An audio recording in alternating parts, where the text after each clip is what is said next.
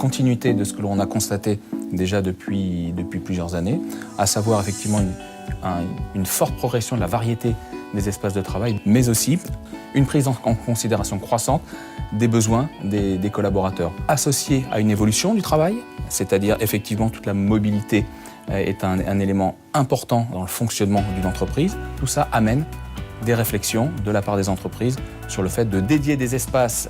davantage en focalisant sur les usages des collaborateurs au détriment du poste individuel. La prise en considération des besoins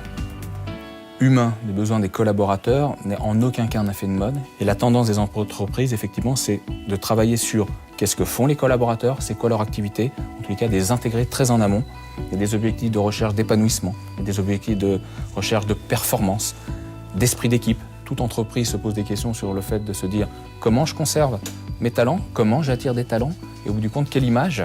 je reflète, quelles sont les valeurs et la culture de l'entreprise, comment les espaces de travail doivent retranscrire ces valeurs et cette culture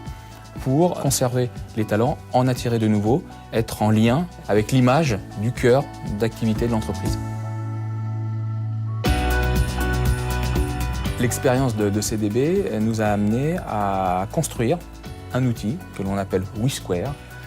qui est un outil qui va permettre à une entreprise de trouver le point de convergence entre des problématiques d'efficacité d'un immeuble et des problématiques d'organisation et de prise en considération des besoins de l'entreprise.